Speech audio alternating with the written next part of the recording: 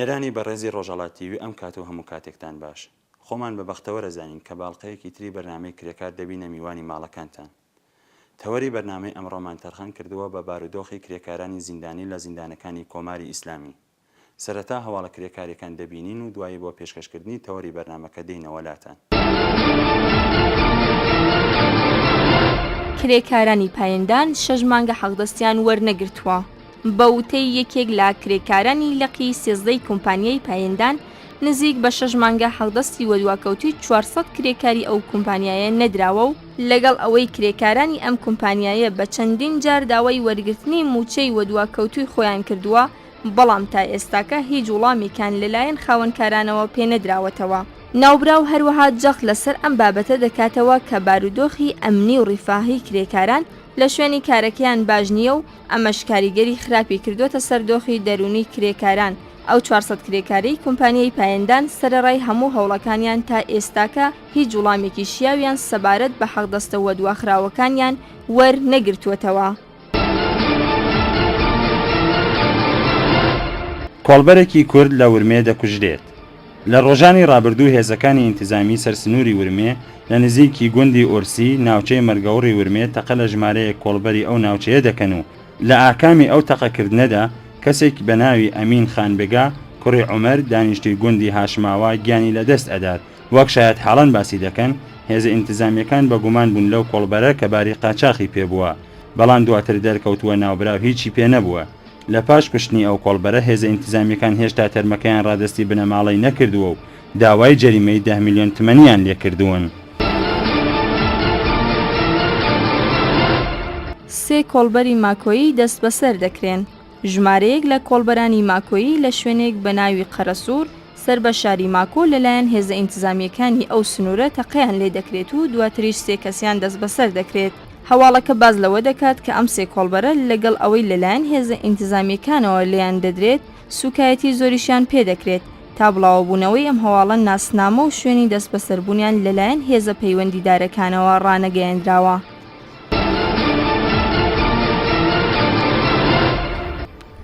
کرێکارێکی ڕۆژهەڵاتی لە هەرێمی کوردستان گیان لەدەست دەدات.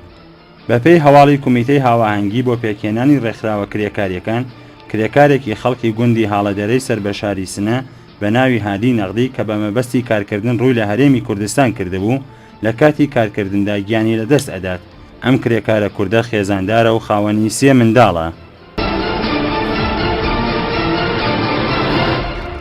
زۆربەی منداڵانی کار لە ئێران تووشی بەدخوراکی هاتوون و موحتادن. وەزیری بێهداشت و دەرمان لە وتوێژ لەگەڵ هەواڵدێری فارس ڕایگەیاندووە.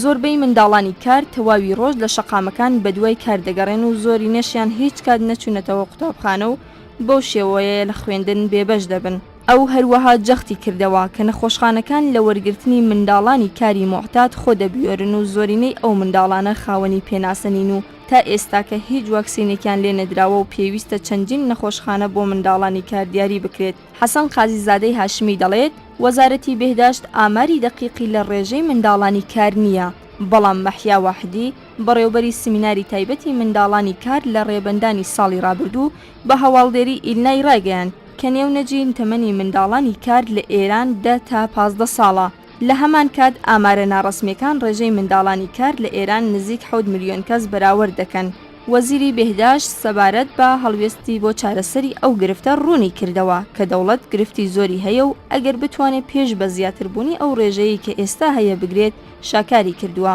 پێشتر دکتۆر مینوو محەڕاز سەرۆکی ناوەندی لێکۆڵینەوەی ئایدزی ئێران دۆخی توشبوونی منداڵانی کار بە نەخۆشی عفونیەکان بەتایبەت ئایدز و هێپاتیتی بە زۆر مەترسیدار وەسف کرد و وتی لێکۆڵینەوەکان دەریان خستووە کە لانی کەم 5% منداڵانی کار گیرۆدەی نەخۆشی ئایدزن.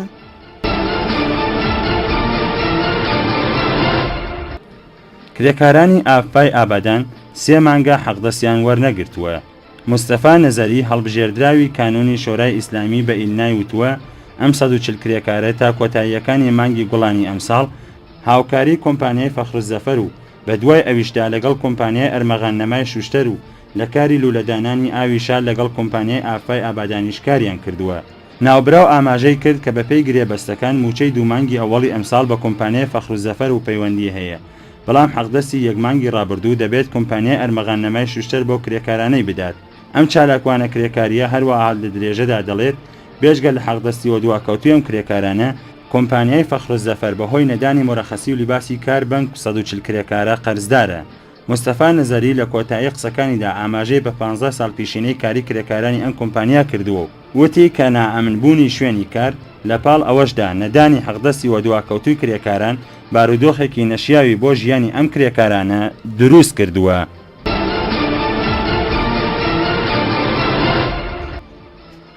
تەقەی هێزە ئینتیزامیەکان کاسبکارانی کورد دەکاتە قوربانی. بەپێی هەواڵە بڵاوکراوەکان ڕۆژی پێنجشەممەی ڕابردوو 5 پوشپەڕ هێزە ئینتیزامیەکان تەقە لە ماشینی کاسبکارێکی خەڵکی گوندی قەمچیانی سەر بە شاری مەریوان بە ناوی عادڵ کەریمین بە گومانی هەڵگرتنی باری قاچاق دەکەن و لە ئەنجامی تەقەکردندا ئەم کاسبکارە بە توندی بریندار دەبێت. عادڵ کەریمی خاوەن ژن و منداڵە و وەک باز دەکرێت پاش تەقەکردنەکەی کە دەڕۆنە ناو ماشینەکە هیچ بارێکی پێ نەبووە. عادڵ کەریمی ئێستاکە لە نەخۆشخانەی بوو عەلی شاری مەریوان وەک زیندانی بەستراوەتەوە. هاوکات لەگەڵ ئەوە لە شوێنێکی دیکە و بەپێی هەواڵەکان شەوی شەممە 7 پوشپەڕ هێزە ئینتیزامیەکان لەسەر ڕێگەی پاوە بۆ کرماشان تەقە لە ماشینی کاسبکارێکی کورد بە ناوی فەرشاد حوسێنی دەکەن و لە ئەنجامی ئەو تەقەکردندا ناوبراو گیانی لەدەست دەدات.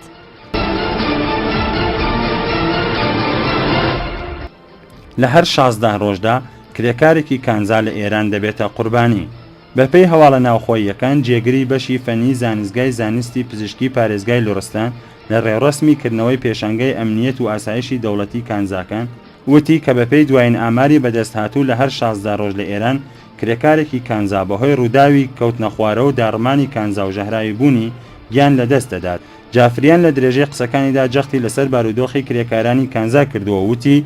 کە بارودۆخی کرێکارانی کانزا لەگەڵ کرێکارانی دیکە جیاوازە و زیاتر لە مەترسی ڕوودا و تەنانەت مەرگدان. هەر بەو هۆیەوە ناوبراو خوازیاری ئەوە بوو تا لە بواری ئەمنیەتی شوێنی کار و بارودۆخێکی باشتر بۆ کرێکارانی کانزا دابین بکرێت. ماوەیەکی زۆرە کرێکاران بەرامبەر بە هەلومەرجی دژواری کار لە کانزاکان ناڕەزایەتیان دەربڕیوە. چەند حەوت لەوە پێش زیاتر لە 5,000 کرێکاری کانزای بەردی ئاسنی بافق لە ناڕەزایەتی بە هەلومەرجی دژواری کار و ڕادەستکردنی ئەو کانزایە بە بەشی خصوصی ماوەی 36 ڕۆژمانیان گرتبوو. لەو بارەوە کمیتەی هاوەهەنگی بۆ پێکێنانی ڕێکخراوە کرێکاریەکان لە ڕاگەیاندراوێکدا خوازیاری دامەزراندنی ڕێکخراوێکی سەرتاسەری بۆ کرێکارانی کانزا لە ئێران بوو. لە بەشێک لە ڕاگەیاندراوەکەدا نووسی بووی هەلومەرجی دژوار و تاقەتپڕووکیانی کار لە کانزاکان کەمی حەقدەست و نەبوونی ئەمنیەتی کار و داهاتووی کار دامەزراندنی ڕێکخراوەی کرێکارانی کانزای لە ئێران کردو بە پێداویستیەکی زەق و ئاشکرا.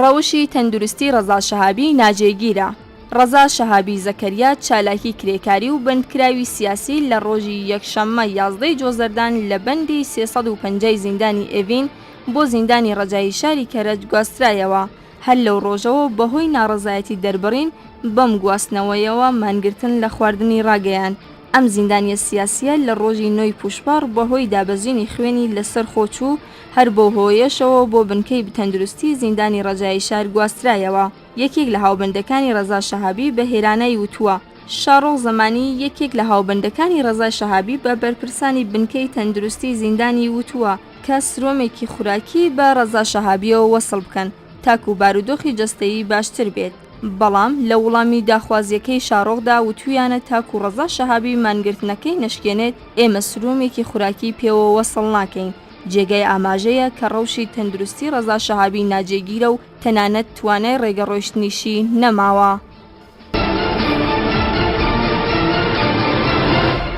35 مانگە حەقدەستی کرێکارانی دروسی ئێران نەدراوە. 33 کرێکاری کارخانەی دروسی ئێران بە ماوەی 35 مانگە حەقدەستی خۆیان وەرنەگرتووە. یەکێک لە کرێکارانی ئەم کارخانەیە بە ئیلنا دەڵێت کرێکارانی دروسی ئێران لە ساڵی 1970 هەتاویەوە تا ئێستا حەقدەستیان وەدوا کەوتووە. هۆکارەکەشی دەگەڕێنێتەوە بۆ ڕاوەستانی بەرهەمهێنانی ئامێرە ئاگرکوژێنەوەکان لە ساڵی 1970 هەتاویەوە. ئەو کرێکارە هەروە لە درێژەدا دەڵێت ساڵی ڕابردووشەوە تا ئێستا دەرگاکانی ئەم کارخانەیە داخراون. جێگای ئاماژەیە کە لە چەند ساڵی ڕابردوو 25 کەس لە کرێکارانی ئەم کارخانەیە خانەنشین کراون، بەڵام تا ئێستا هیچ موچەیەکیان لەم بابەتەوە وەرنەگرتووە.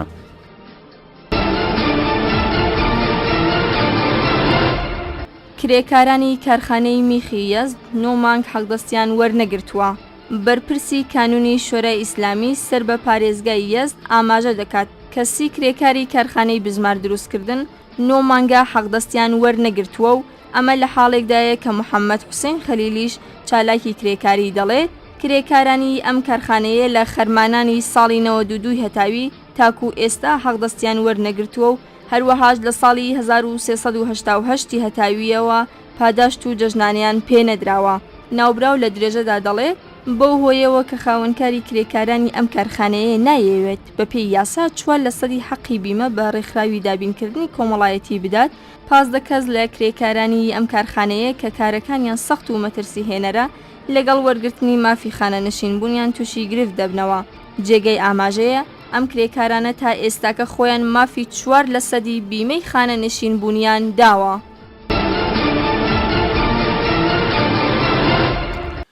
کۆماری ئیسلامی لە سێدەیە ڕابردوودا نەیتوانیەوە مافە سەرەتایەکانی هاوڵاتیان بەگشتی و کرێکاران بە تایبەتی دابین بکات و هەر کات بەشێکی کۆمەلگا داوای مافەکانی خۆی کردووە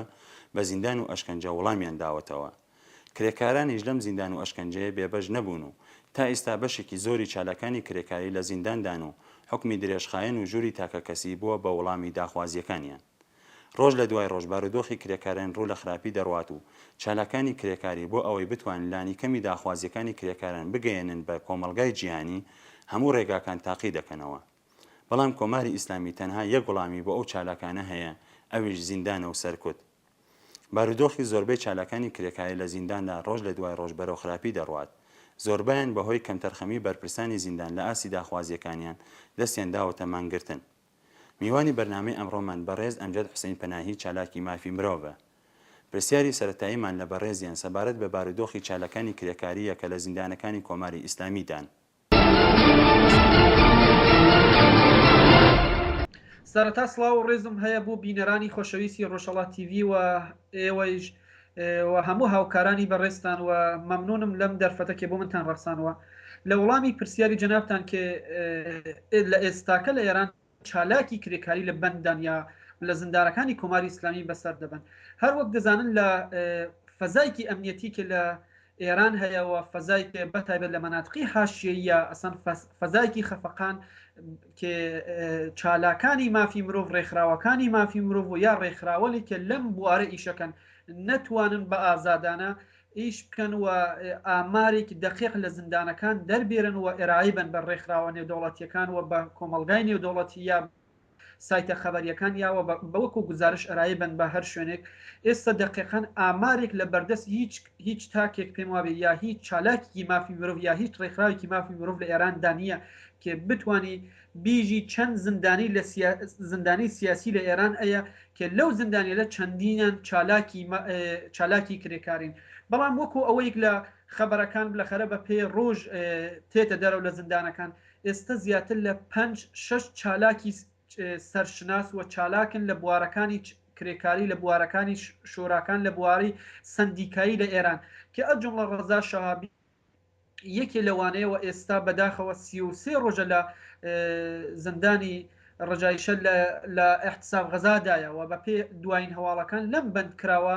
ئەم بەندکراوە یا ئەم چالاکە کرێکاری ئێستا بارودۆخی زۆر نالەبارەوە لەم چەند ڕۆژەی ئەخیردا چەندین جار براوەسە بێهداری زندان و لەوێ بلەخەرە بە دلیل فشارێکی بووی هاتووە و تەشەنۆجی کردووە و دۆچاری حاڵەتی خراپی باری تەندروستی بووە ئەمانە. جیالەوە چەندین چالاکی تر کە لە زیندانەکانی قزل حەسار زیندانەکانی ئەوین و زیندانەکانی تر و هەر ئەگەر لە خەبەرەکاندا ئشارە پێکراوی لە چەند ڕۆژی گذشتە هەر چەند ڕۆژ لەیە و بەریا هەفتەی گذشتە چالاکی کورد ئەفشین نەدیمی لەخەرە بۆ گوزەراندنی 1 ساڵ زندانی ڕوانەی زندانی ناوەندی شاری سنەکراوە ئەمانەوە دەبووە خۆی معرفی کردا بە زندان بۆ ئەوە هەموو ئەمانە چالاکانی کرێکارین و چالاکانێکن کە لە بواری سنفیداوە لە بواری کرێکاریدا چالاکیان کردووە لە شۆراکان و لە سندیکاکان یا لە ئینجۆیەکانە کە لەو بوارە چالاکیان کردووە کە بەداخەوە لەلایەن دەستگاکانی کۆماری ئیسلامی یا دەستگا ئەمنیەتەکانی کۆماری ئیسلامی هەموارە مۆرد فشار قەراریان کردووە. جالەوە ئێستاکە ئەزانن زیاتر تەیفی ینی قشری جامعی ئێران قشنێکەکە لە کرێکار پێکاتوە بەڵام بەداخەوە ئەوەی کە دیارە بە دلیل فەزایکی ئەمنیەتی کە لە ئێران هەیە و ئیجازە نەدان بەوەی کە هیچ سندیکای بە تەوری قانونی کە بتانێ بە معنای واقعی دفاع لە حقوقی کرێکاران کە لە ئێران ئیجازەی فعالیەتی نییە بەو جۆرە یا ئەگەر ئیجازەی فعالیەتی بێ زۆر مەحدودە و ئەگەریش بلەخەرە بتانێت لەوە زیاتر بیاوێ لەوە زیاتر فعالیتکە وەکو ئەوەی ڕزا شابی کە هەنی سنفی ئۆتۆبوسڕانی تارانە بلەخەرە ئەگیریت و ساڵانی توولانی بە زندان محکوم ئەکرێەوە هەموارەش جیالەوە لە زندانەکان لە ژێر فشاردان ئێستاکە ئەگەر بزانن لە زندانی ئەوین زۆرترین فشاری یا گوشال لە ژێر لەسەر چالاکانی کرێکاریە لەسەر چالاکانێکە کە بە بیرروکە چەپن و دفاع لە سندیکای کرێکاری یا لە ئەزوی سندیکای کرێکاران بوون لە بلەخەرە ئەمانە هەموارە لە ژێر فشاردان و ئەمانەوە هەموارە وەکو نمونە شارە و زمانی بۆ کە ئەویش ماوەی پێشستا دەستی لە احتسابەکەی بەردا بە دلیل ئەوەی بلەخەرە بارودۆخی جەستەی زۆر نالەبار بوو و خەریک و ڕوبەڕووی مەرگ ئەبووە ئەمانە ئەم چالاکانە خۆتان نەزانن بە درژایی ساڵانی گوزەشتە هەموارە زۆرترین گوشارەکانیان هیچ لەلایەن دەستکاکانی ئەمنیەتی کاتی خۆی لە دەرەوەی زندان متحمل کرد ئێستاکەش کە لە زندانن زۆرترین گوشار لەلایەن بەرپرسین و کاربەردستانی زندانە متحمل ئەوەن لە زندانی تەورست چەندین چالاکی کرێکارێکی خەڵکی ئەو ناوچەونە ئێستا زۆرترین گوشاریان لەسرە و هەموارە تاتی مراقبەتی لەخەرە بەرپرسین یا دەستکاکانی ئەمنیەتی لە زندانی ناوەندی شاری تەورز یا زندانەکانی تر کە بەداخەوە ئەمە مایەی نیگەرانی زۆرێک لە چالاکانی کرێکاری مەدافعانی حقوق بەشەر و چالاکانی مافی مرۆڤ لە ئێران و هەموارە بوو ئەمانە بەڵام لە کناری و هەموارەش کەمترین پشتیوانیە کەمترین حمایەت کراوە لەم چالاکانە لە ڕوانگەی نێونەتەوەییەوە هەموو هاوڵاتیان مافی ئەوەیان هەیە کە ژیانێکی ئاسوودەیان هەبێت و داواکاریەکانیان بدەن بە دەوڵەت بۆ ئەوەی دانیشتوانی کۆمەلگا ژیانێکی باشتریان هەبێت بەڵام لە کۆمەلگای ژێردەستی کۆماری ئیسلامی وەڵامی ئەو داخوازیانە هەروەک باسمان کرد زیندانە ئەم هەڵسو کەوتەی کۆماری ئیسلامی لە ڕوانگەی نێونەتەوەییەوە چۆن هەڵدەسەنگێنن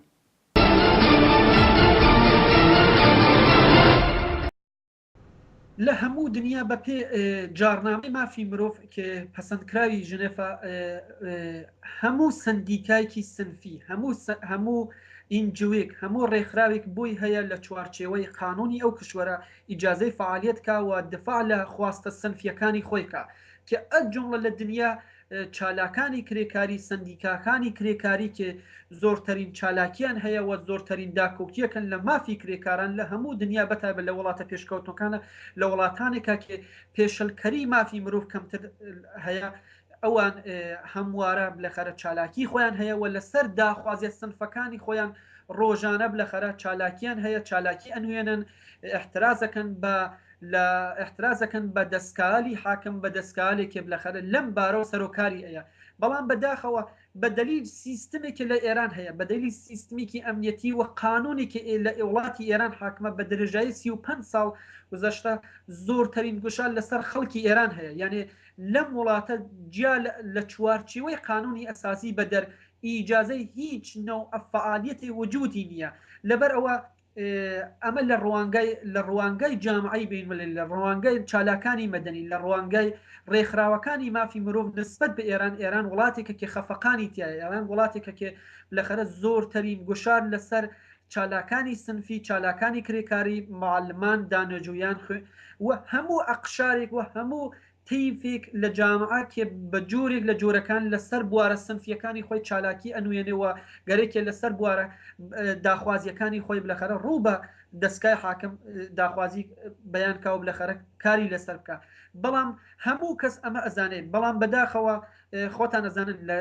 بە دەلیلی ئەوەی کۆماری ئیسلامی لە ساڵانی گوزەشتە و لە بەتایبەت لە ساڵانی گوزەشتە مەسلەی بۆمبی هەستەی مەسلەی چەکی ناوەکی و زۆر مەسلەی گەورەتر هەمیشە لەسەر میزی مزاکرە نسبەت بە کۆمەلگای نێودەوڵەتی کایە پێکردووە و ئێستەیش خۆتان ئەزانن زیاتر لە 10 ساڵە زۆرترین مەشغەڵە یا بیرۆکە یا فکری کۆمەلگای نێودوڵەتی ڕوو بە ئێران ئەوە بۆ کێبلەخەرە لەسەر چەکی ناوەکی لەگەڵ ئێران بە تەوافقێ بگاوە ئەم مەسەلە بخا بەبارێکە کە تا ئێستەیش کێ من و جەنابەت پێکە قساکەین هیچ تا نەکەوتەوە ببارێکە لەبەرەوە مەسایلی تر وەکو مەسلەی مافی مرۆڤ وە مەسلەی سنفیە کرێکاریەکان و هەموو بوارەکانی تر هەموارە لە حاشیە بووە بەداخەوە لە دیدی کۆمەلگای نێودوڵەتی خارج بووە بەڵام ئەوەی کە دیارە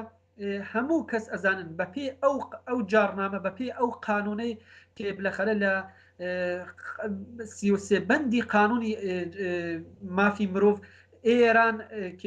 ئێران یەکی لە وڵاتە خۆی پایبند ئەزانێ بەو قانونەوە دەڵێ بڵێ منیش بەو قانون یا بە جارنامەی مافی مرۆڤ منیش پایبند وە باوەڕم پێ ئەمانە بەڵام هیچی ئەمەڵی پێناکە هەموارە وڵاتەکەی بە شێوەی ئەمنیەتی بەڕێو بردووە و هەموارە زۆرترین گوشاری لەسەر چالاکانی سیاسی چالاکانی مافی مرۆڤ چالاکانی کرێکاری چالاکانی خوێندکانەوە هەموو بوارەکانی تر هەم کردووە و بەداخەوەش ئەزانین دوای هاتنە سەرکاری ئەم حکوومەتە تا ئێستەیش زۆرترین گۆشار لەسەر چالاکان وەک چالاکانی کرێکاری و ڕێکخراوە سنفیەکان یا ڕێکخراوە کرێکاریەکان بووە و ڕێکخراوەلێکی چەپ و ڕادیکالتر بوون لەم زمینە فعالیەتیان کردووە هەموارە داخوازیان لەخەرە پێداگریان کرۆ لەسەرەوە کە بتانن لەسەر حقوقی کرێکاری و حقوقی سنفی کرێکاران ڕوو بە دەوڵەت لەخەرە هەروەکەزانن ئێستا لە دوای 35 ساڵ لە هاتنە سەرکاری ڕژیمی کۆماری ئیسلامی یەکێ لەو بوارێ بواری کرێکاری بووە کە زۆرترین فشاری هەمەڵ بووە و هەموارە لەلایەن دەستگاکانی کۆماری ئیسلامی و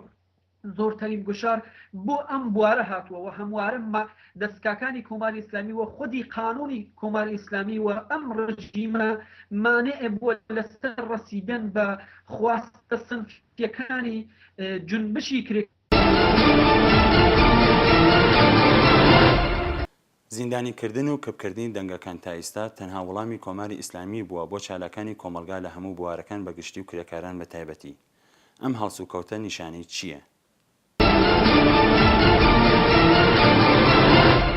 هەروەکەزانم ڕژیمی کۆماری ئیسلامی بە پێوەی تعریفم کردوە بە پێ ئەوەی بلەخەرە باسم کرد ئەم ڕژیمە بە پێ پێنەوە نێودوڵەتیەکان لەخەرە هەموارە مۆردی ئەوە بووە مۆردی ژێرەوە لەلایەن کۆمەلگای نێودوڵەتی و ئەم ڕژیمە لەبەر چی هۆیەک لەخەرە خەڵکی خۆی ئەگرێوە زیندان دەکات ئەم بە پێ قانونی کۆماری ئیسلامی دەبێت هەموو دەم و دەستکایك هەموو داخوازیک هەموو ئینجویک هەموو ڕێکخراوێک لە چوارچێوەی قانونی ئیسلامی قانونی جمهوری ئیسلامی و لە پێناوی ئەو قانونە بلەخەرە بشتە پێشەوە داخوازیەکانی لە کاناڵە دەوڵەتیەکان یا ئۆرگانەکانی دەوڵەتی بەیانکە کە خۆتەزانی بە پێ ئەو پێوەرە چالاکانی کرێکاری کەمترین بەشیان بەرئەکەوێ لەبەرەوە هەموارە لە دوای 35 ساڵ ئێمە نەتیجاگرین کە ئەم بوارە کرێکاری یا جنبشی کرێکاری هەموارە بلەخەرە داخوازەکانی ڕوبەڕوو سەرکوت بووەسەوە هەموارە ڕژیمی کۆماری ئیسلامی لەوە ترساوە کە ئەم جنبشە بێتە جنبشێکی ئەزیم و بتانێ خەتەرێک ئیجادکە بۆ ڕوخانی کۆماری ئیسلامی و ئەم جنبشە بتانێ بلەخەرە کۆمەلگای ئێران بەرەو ڕووی ئەوە بکاتەوە کە خەتەرێک ئیجادکە لەسەر نەمان و ڕوخانی کۆماری ئیسلامی بەو بوونە و هەموارە لە درێژەی ئەم 35 ساڵی کۆماری ئیسلامی ڕژیمی کۆماری ئیسلامی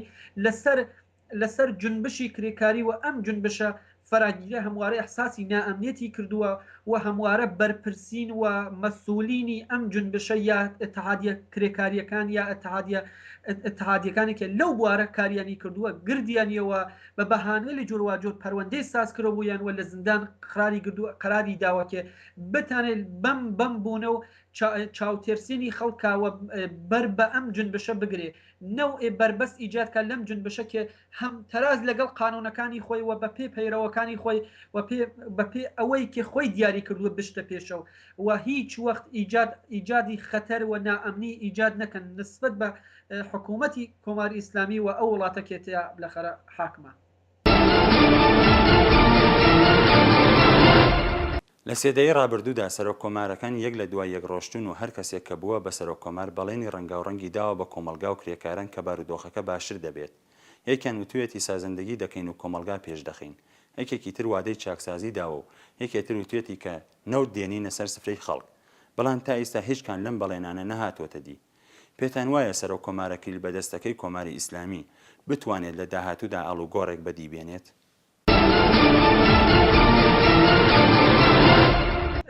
بەپێ سیستمی خودی کۆماری ئیسلامی ڕێی جمهور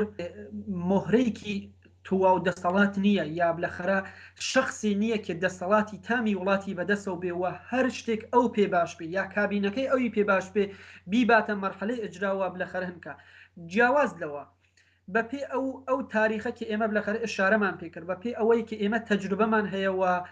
شاهدی دەور بە دەوری انتخاباتی سەرۆک کۆماری ئێران بووین، هەموارە سەرۆک کۆمارەکانی پەیدەرپەی تا ئێستاوە بە ڕۆحانیەوە هەموارە بە پێش شعار هاتون و هیچکە مەوەفق نەبوون و یا نەیانویستووەوە یا بلەخەرە نەیانتانیوە ئەوانەی وا ویستویانە یا ئەو شعارە وادایانە بیبەنە مەرحەلە ئیجرا. بۆیە بە نەزەری من ڕۆحانیش ئەگەر انتخاب بوو لە چوارچەوەی سیستمێکە انتخاب بوو لەژێر فیلترێکی ئەمنیەتی بلەخەرە وەلایەتی فەقیە و گوزەریاوە بە لێرە گەیشت بەو بوونەوە ئەویش ناتوانێت شخصێ بێ خارج لەو سیستمە ئەمەڵکە، ناتوانێت شخصێ بێ کە خارج لە سیستمی وەلایەتی فەقی خارج لە سیستم و قانونی ئەساسی جمهوری ئیسلامی ئەمەڵکە. جیاواز لەوە ئەگەر بین ئشارەکەین بە وەعزی اقتصادی لە ئێران خۆتان نەزانن ئێستا کرێکاران و تی زیاتر لە 80% جامعە لە ژێری خەتی فەقردان و بەڕاستیەکەی کرێکاران لە ناخۆشترین بارودۆخی ژیانیاندا بەسەر ئەبن، وەعزی گرانی و بێکاری لە ئەوجی خۆیان بیداد ئەکات. جیاواز لەوە ئەم ساڵانە شاهد بووین کە بە دلیل تەوەڕۆم بە دلیل تەحریمها و زۆرێ ترکێ دەوڵەت گردیە پێشوە بەتایبەت دو دۆرەی ئەحمەدی نژاد جامعە بەرەو داڕۆخانێ چووە. ئێستا و ئەم زۆرترین فشار لەسەر کرێکاران و تەیفی بەشمێنەتی جامعە کەوت. بەو بوونەوە نەک ڕۆحانی خودی کۆماری ئیسلامی ئەگەر ئێمڕۆژ ئێرادەکەوە بیاوی ئەو شارێ لە بابەرەوە لەبەر ژێرخانی ئابووری ئێران کە لە ڕۆخانێکی بەخۆی و بینیوە لەم ساڵە لە ناتانێ هەڵسانەوەی بەخۆی و ببینێ بەم زوانەوە بتانێ ئیمڕۆکە یا بلەخەرە لە دەورەی ئەوەڵی کابینێ ڕۆحانیە کرێکاران لە ئێران وازیەتی تر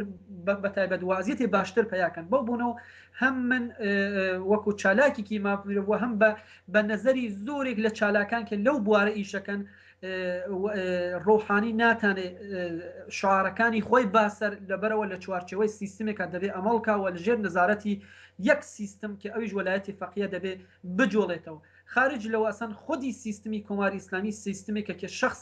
کەمترین دەوری تیاگەڕنێ منزوم شخصی ڕێی جمهور لەبەرەوە بێجگە لەوەیش ئەمانەیش هەمووی زۆرتر شعاری انتخاباتی و تەبلیغاتی انتخاباتی و ئەوەی کارنەواڵی انتخاباتی خەنە ڕێوە ڕێ خەڵک بەلای خۆیان ڕاکێشن ئەوە تەبیعەیە کێ بلەخەرە لە هەموو دنیا ئەکری شعار ئەدری، بەڵام لە کۆماری ئیسلامی پێم وابێ شعارەکان زۆرترە و لە مەرحەلەی ئەمار و ئەجرا هیچ وەخت شاهدی ئەوە نەبووین کەمترین شعارەکان و ئەو شعارە لە بەتایبەتوا لە مەرحەلەی انتخاباتە دریاون لە مەرحەلەی ئەجرا و ئەمەڵا بلەخەرە ئەجرا بکریدوە بەتایبەت بتانن ڕێی جمهورەکان یا سەر و کۆمارەکان لە ئێران بتانن ئەوانەی ئەمەڵیکەن. بەو بوونەوە من خۆشببین نیم بەوەی کە بلەخەرە سەر و کۆماری ئێستا ئێران بتانێ وەعزی ئێران بەڵەو باشتر بووە بەتایبەت لەم نێوەدا کرێکارانی ئێران کە زۆرترین قوربانی جامعان بتانن لەم بارە و بە وەعزیان باشتر بێ، ژیانیان باشتر بێ و مەعیشەت و خولاسە حقوقیان بەرەو باشتر بڕوات. بینەرانی بەڕێز زۆر سپاسانەکەین کە تام کاتە لەگەڵمان بوون تا بە یەگەشتنەوەیەکی تر هەموو کاتێکتان شاد.